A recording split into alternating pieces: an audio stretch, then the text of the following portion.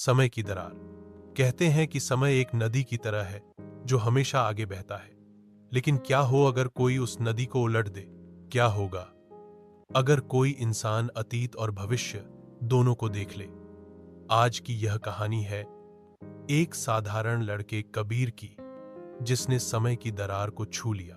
कबीर बनारस की पुरानी गलियों में रहने वाला एक जिज्ञासु लड़का था। वह दिन भर मंदिरों, घाटों और गलियों में घूमता रहता। लोग कहते थे, ये लड़का कुछ अजीब है, हमेशा सोचता ही रहता है। कबीर के दादाजी इतिहासकार थे। उनके पास पुराने संदूक में ढेरों किताबें, नक्शे और रहस्यमयी वस्तुएं रखी थीं।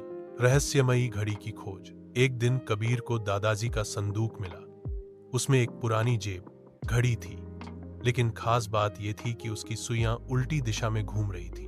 कबीर ने सोचा, अरे ये कैसी घड़ी है?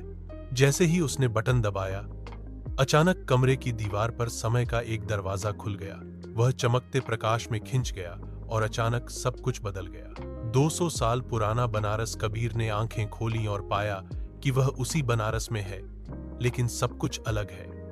बैलगाड़ियां दौड़ रही थीं, लोग धोती और पगड़ी में थे, चारों ओर मिट्टी के घर और तेल के दिए जल रहे थे। कबीर चौंक गया। तभी एक बच्ची कुएं में गिर गई। लोग घबराकर चिल्ला रहे थे, लेकिन कोई हिम्मत नहीं कर रहा था। कबीर ने बिना सोचे समझे कुएं में छलांग लगा दी। ठंडा पानी, अंधेरा और गहराई, लेकिन उसने बच्ची का हाथ पकड़ लिया और उसे बाहर निकाल लाया। लोग उसके साहस को देखकर हैरान रह गए। उन्होंने कहा, यह लड़का कौन है? ये तो किसी और जमाने का लगता है। समय का झटका और भविष्य की यात्रा। अचानक वही घड़ी फिर चमकी और कबीर दूसरी जगह पहुंच गया। अब वह 200 साल आगे भविष्य में था। भविष्य की दुनिया कबीर ने देखा। आसमान में उड़ने वाली गाड़ियां, इंसानों जैसे दिखने वाले रोबोट, शीशे के गगनचुंबी भवन, सब कुछ चमचमाता था, लेकिन अजीब भी। लोग अपने ही संसार में खोए थे। कोई किसी की परवाह नहीं करता। सड़क पर एक छोटा बच्चा गिर पड़ा।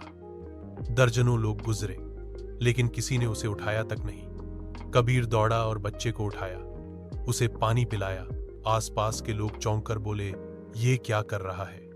इस जमाने में इंसान किसी को छूता नहीं, सब काम तो रोबोट करते हैं। कबीर ने गहरी आवाज में कहा, अगर मशीनें सब कर सकती हैं, तो इंसान का दिल किस काम का? इंसानियत क्यों भूल गए हो तुम? लोग एक दूसरे को देखने लगे, जैसे किसी ने उनकी नींद तोड़ दी हो।